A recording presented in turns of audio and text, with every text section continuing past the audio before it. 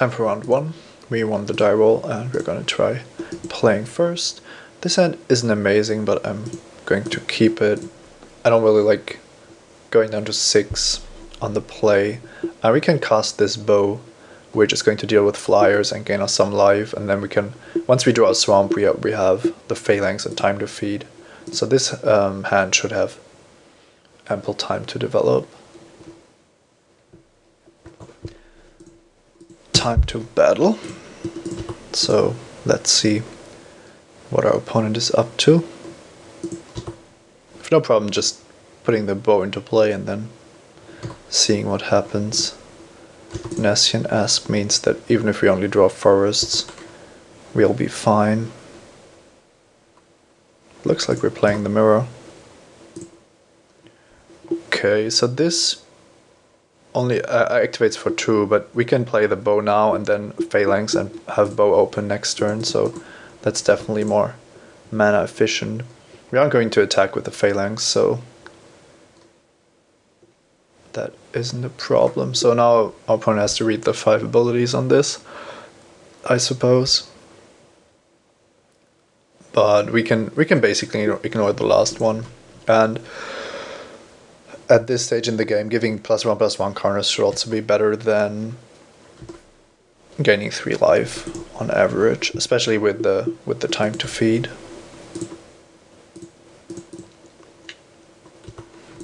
Just going to say go with the 3/3 in play. Then we can still decide what to do with the bow.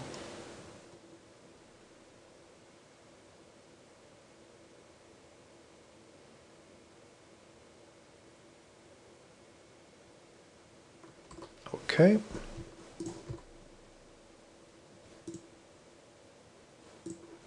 Gonna make the phalanx a 4/4, so now Stone-Sharded Warrior might become even stronger than a 4/4 if our opponent targets it. So we could just time to feed the warrior at this stage, but I kind of want to get on the board also.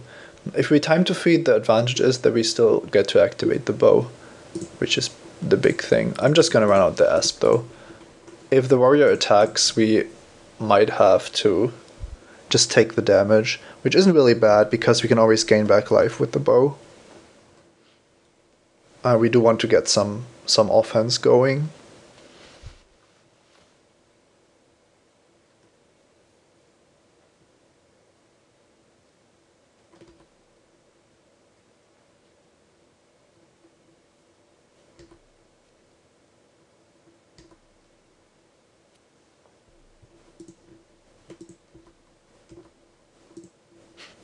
The Rip of Erebos to complement the bow, which is definitely nice. I'm going to go on the offensive here.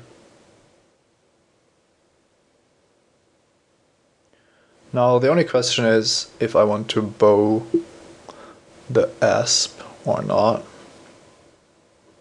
I think I do.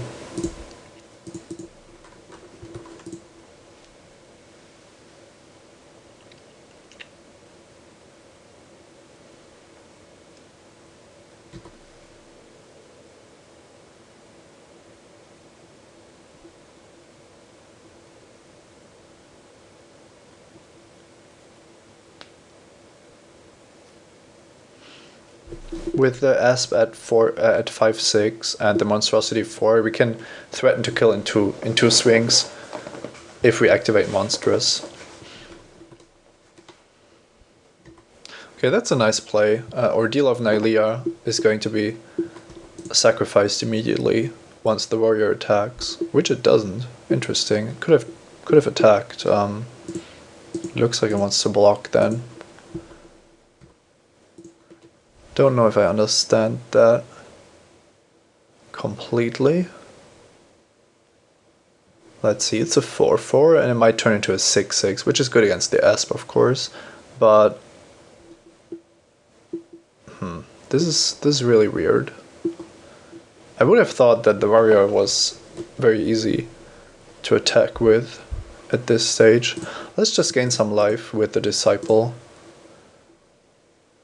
And I think we are still attacking with the Asp because any double block is good for us. And if it trades with the warrior, that's also fine. Okay, just no blocks. I'm going to leave the bow up then, just for defense.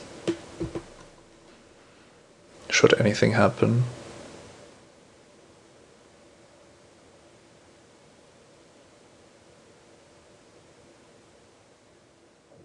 Yeah, bouncing 3 creatures, that's pretty good. So all these +1/+1 counters haven't really accomplished much, but we can still gain 3 with the bow after we've been attacked. That was a nice turn for our opponent.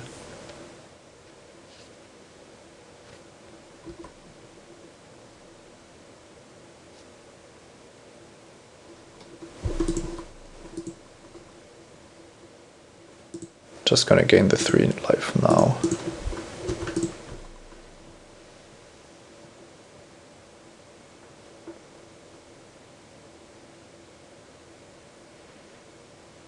We are taking some damage here, but bouncing Nalia's Disciple means that we basically get the life right back. Okay, could just play a Death Touch creature, which doesn't look too bad against the warrior. That way we can definitely block. Just going to run that out.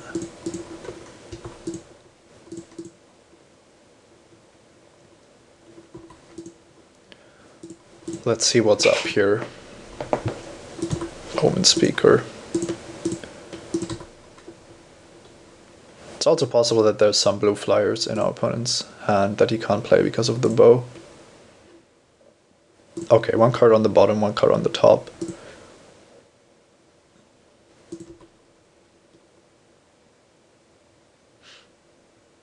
Interesting.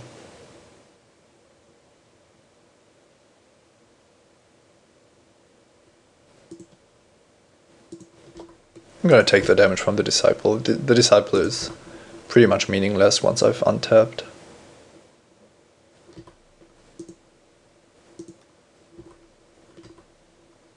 And so are the other cards, so Rip of Urbos is definitely interesting. There aren't any cards in my graveyard though to return at this stage. So let's just get some more creatures on the board. I'm gonna keep open Bow of Nylea rather than playing Return Phalanx. I don't think that's necessary.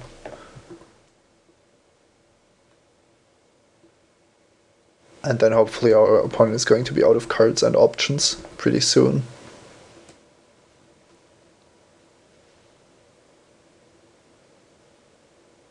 I also want to get the whip down before I play the Grey Merchant to make sure that I drain for at least 4, maybe 5. And then I can get back the Merchant at some point to make it even better.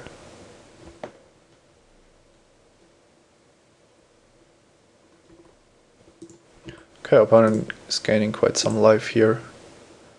I'm gonna put a counter on Nestian Asp so that it has to be blocked by a couple of creatures. Oh, Polukranos, the World Eater. It's also quite nice. Let's see. I don't think we are losing this game, so we can just play this very conservatively. If we play the Whip of Erebos, then we make sure to gain some life off the Asp the turn we attack with it, but we aren't gaining anything else really. Polukranos and Bow of Nylea is absolutely insane because of Death Touch. It's just going to kill a creature for every 2 mana that we have, so we can kill 3 creatures with Polukranos without doing anything else. So yeah, let's just play this and see if it survives. And if it does, we should be in a great spot.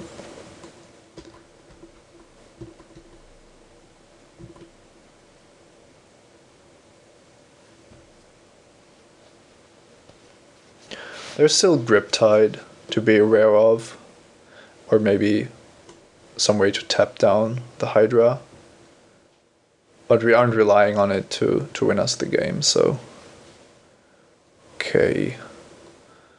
That's pretty good. Opponent makes a 9/9 flyer.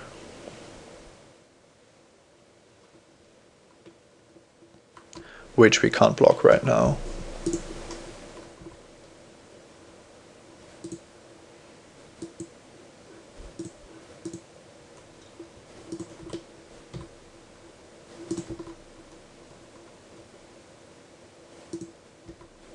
Like I said, I'm not going to take any risks. I'm just going to attack with Polukranos. Now the question is if our opponent has any effects or blockers here.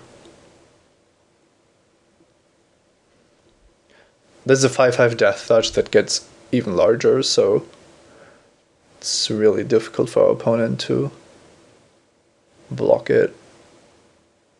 Because we can always kill some of the blockers with the triggered ability. Now the one card that we have to be scared of is Griptide or some other bounce spell on the Hydra. That would be really unfortunate.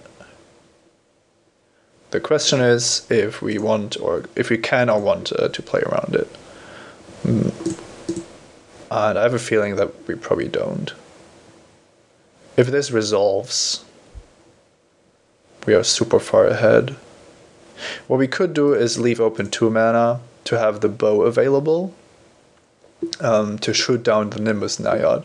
That's kind of good anyway, to have that potentially. Yeah, I like that. Let's see if this resolves.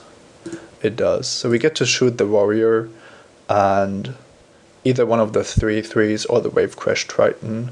The Triton looks even better than the 3/3s. The 3/3s don't do anything. So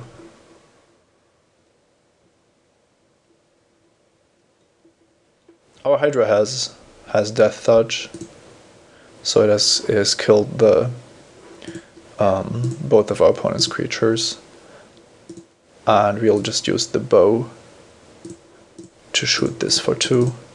We do have Nessian Asp, so probably isn't necessary to do that right now, but I think we are so far ahead this game that it doesn't really matter. Question is if I want to show my opponent more of my cards. That's really the main concern I have right now.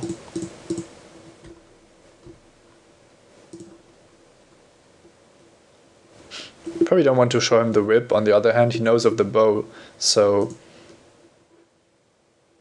it's not like he doesn't know that we have very good legendary enchantment artifacts.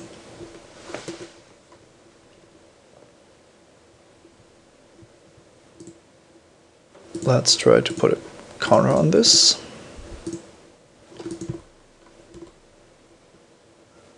Okay.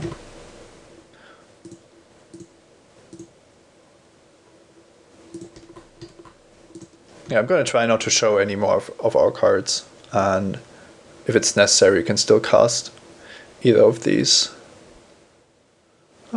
Looks like it might be necessary. Opponent gets to scry twice here.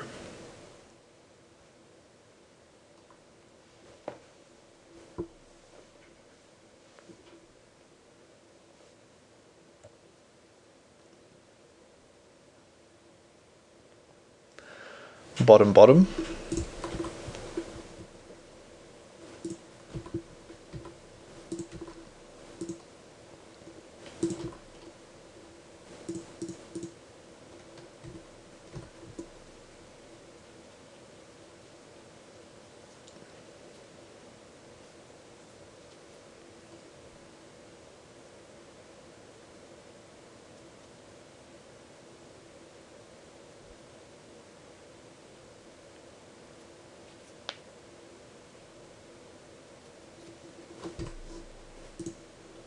Just going to activate this.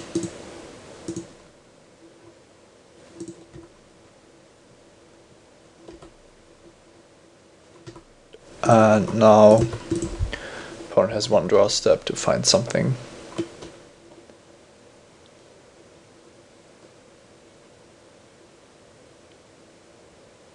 It's a pretty good deck we're facing, but overall the late game is just not there. When you look at the card, Stone-Hearted Warrior is kind of the best late game card our opponent has, and we have to keep Sea God's Revenge in mind, which could catch us off guard.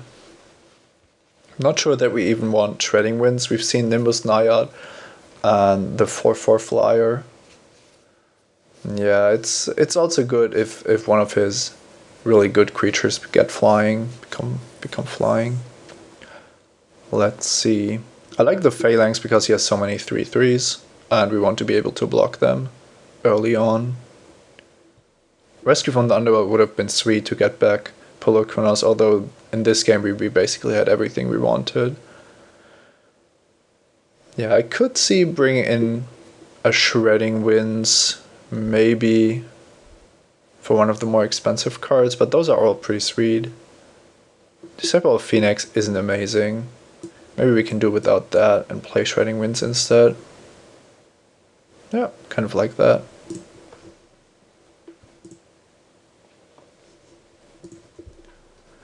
We are on the draw, and our hand is pretty slow with already 5 lands, but I'm going to keep. Our mana base is our biggest weakness, so a hand with 2 forests and 2 swamps is actually quite good for us. And a turn 3 Nestian Cursor almost guarantees us that we won't be dying super quickly. And then hopefully we can draw something to do on the later turns.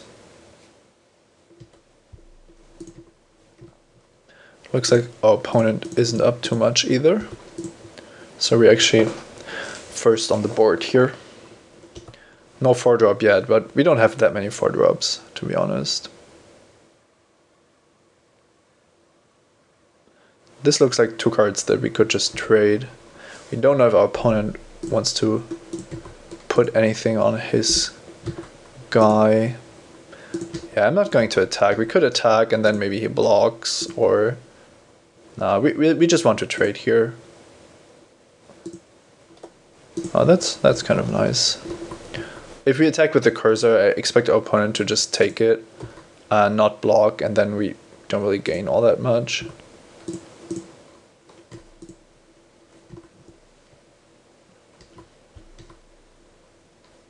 Well, not the best Grey Merchant, but it'll do.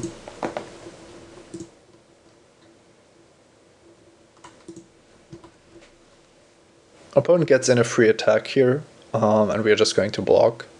If he has a trick, then can't really do much about it. That's really interesting. I think I want to see what our opponent is up to before I cast the Nessian Asp, because if it's a counter spell, I want the Asp to resolve with the few creatures I have. It could have also been like an end of turn Griptide, and then responding with Rescue from the Underworld would have been pretty sweet. We also know that we aren't really losing too much mana, because we can always end of turn Lash of the Whip. Now we can't Lash of the Whip the Vulpine Goliath, so we might want to Sip of Hemlock it, but that's still fine. This board isn't too threatening at this stage. Grey Merchant of Asphodel number 2 is interesting. We can drain for 4, which doesn't really get us anywhere though. Let's just get the threat off the board. Now we still have Lash of the Whip for the 4/4 Sphinx, should that be something that our opponent wants to do, but we also can just play Nessian Asp. And then we might expose it to a trick,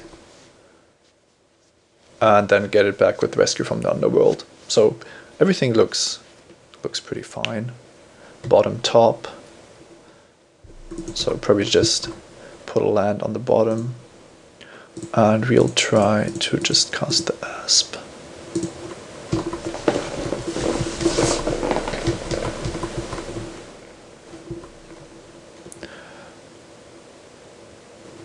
Omen Speaker. Okay, we know that our opponent has Sea God's Revenge in his deck, So this card is something that we have to keep in mind almost all times.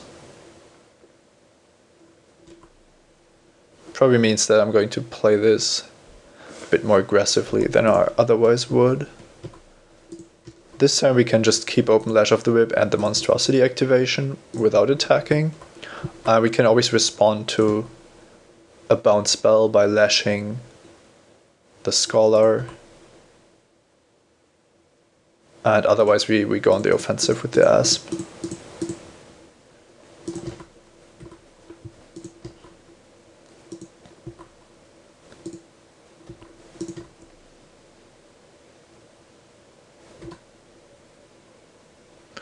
Doesn't look like there is a bounce spell in our opponent's hand. I think he would have played that. We have 8 mana, so we can Lash and Time to Feed. The only question is if I'm willing to risk my Asp to the Time to Feed. If our opponent had the bounce spell, then playing this Time to Feed would be pretty miserable, but I would think that taking aid isn't something that our opponent would have done.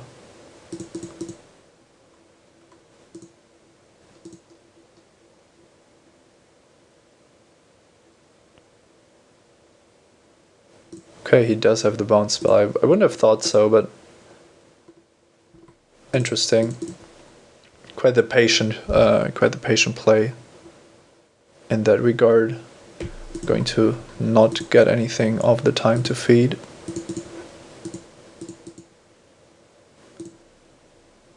Okay, at least the Asp resolves. If our opponent has Voyages and Dissolve, it's kind of unfortunate.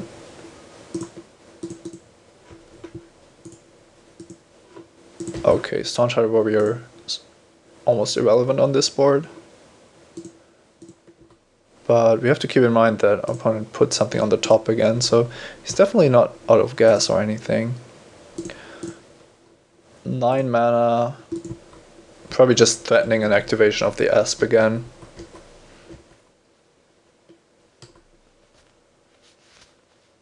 And at some point we can hopefully start doing some chaining with Rescue from the Underworld.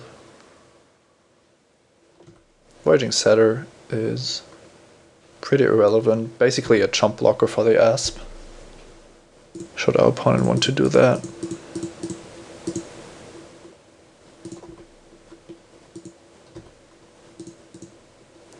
The 10th land is kind of nice because everything we have costs 5.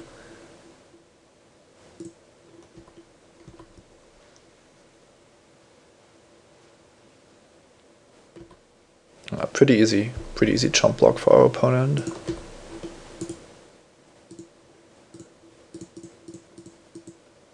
Let's see if we can drain our opponent for 4 here.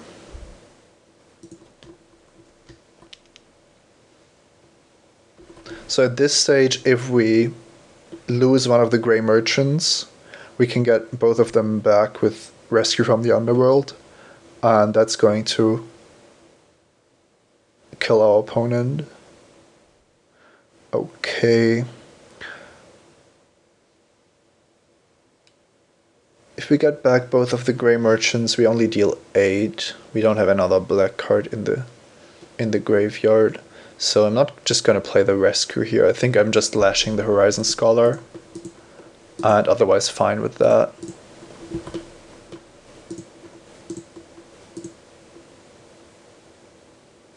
Bottom.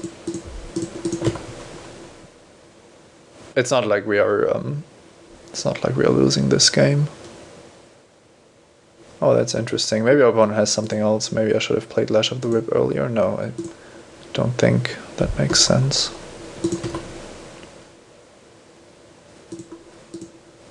Would be kind of unfortunate to run into a trick here.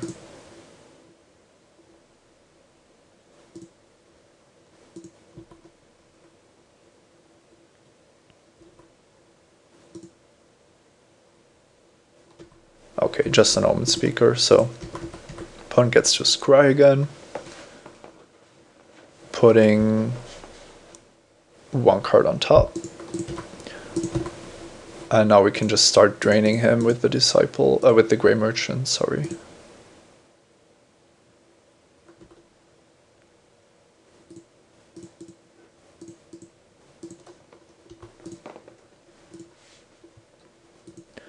all the while gaining pretty large amounts of life ourselves.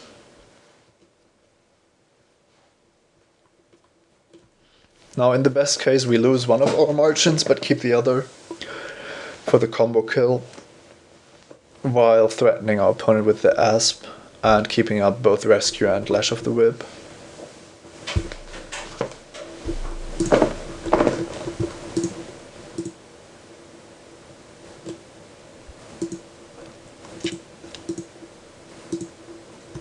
Going to block here because I want my merchant to die, and I hope that this leaves our opponent without any other tricks. Counterspell is the worst kind, but I would assume that Nessian Asp gets countered if our opponent has one.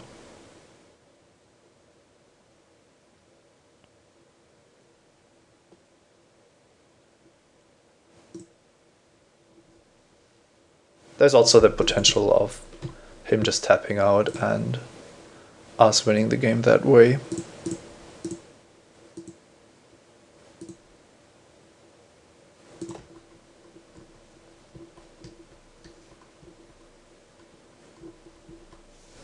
I'm not going to pull the trigger on Rescue from the Underworld yet. Not as long as opponent could still have something.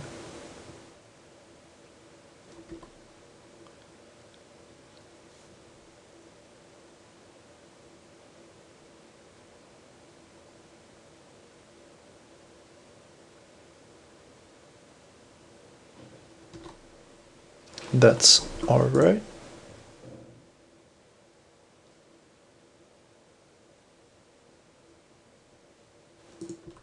We should be very close to winning here. If we cast Rescue and it gets countered, then we are left with almost nothing. So we have to make sure that this resolves. I'm going to try to Lash off the Whip the Staunch-Hearted Warrior, because if our opponent has a response, it's very likely to entice it.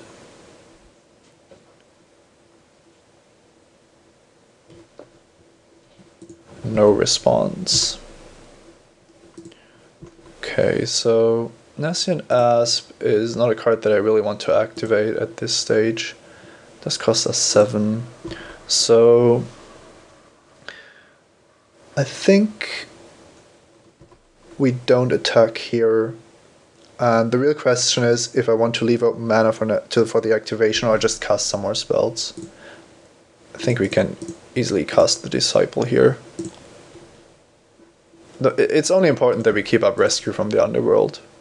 Everything else is really marginal.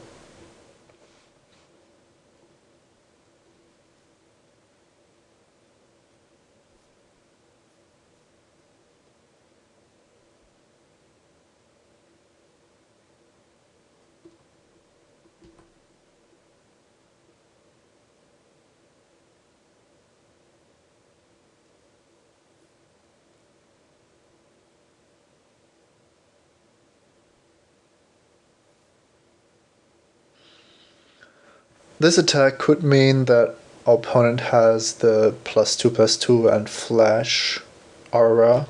I'm gonna keep that in mind and just not block.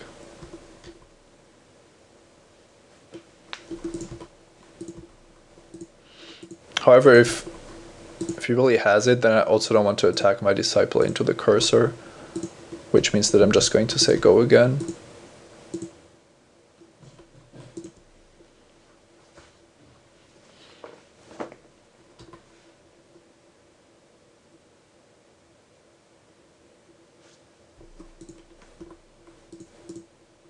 At this point I feel like I can safely block with the Asp.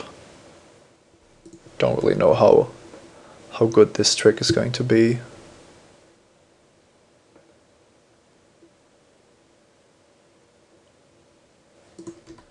Okay, so far so good.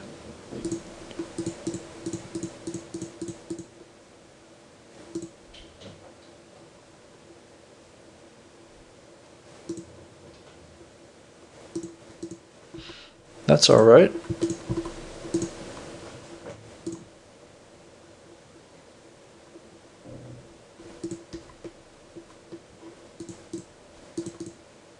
opponent putting another card on top, so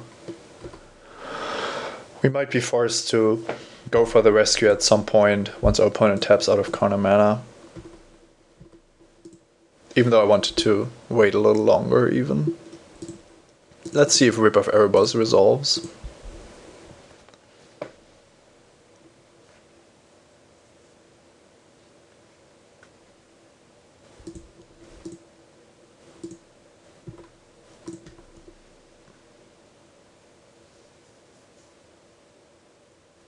Okay, there we have it.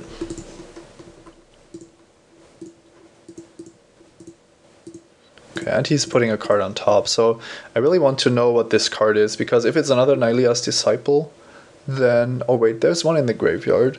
So we could just go for the rescue here, and then hope that that's enough. Yeah, I've waited so long. It might just be best to go for it. Then hope that it's enough. Let's just do that and see what happens. We are still on 27, so we can still play a normal game after that, but opponent first needs to find a very good answer to what we are doing.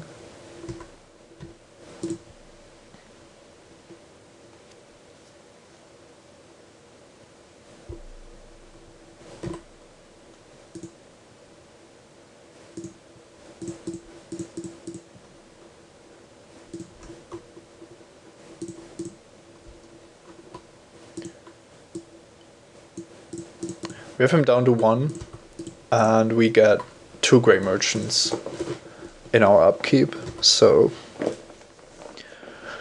I think we are heavily favored here.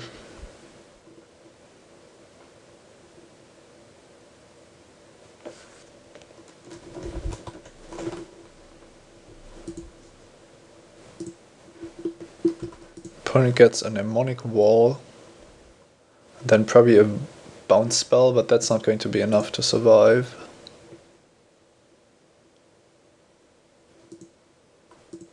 Yeah, this isn't going to be enough. Bouncing a single creature doesn't remove the devotion. And then we could still replay the Merchant, of course.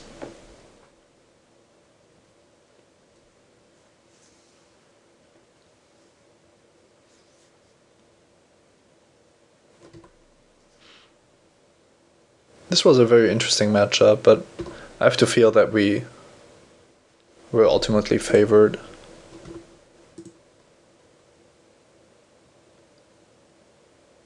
I'm not sure why we are still playing, but I'll let my opponent have the fun.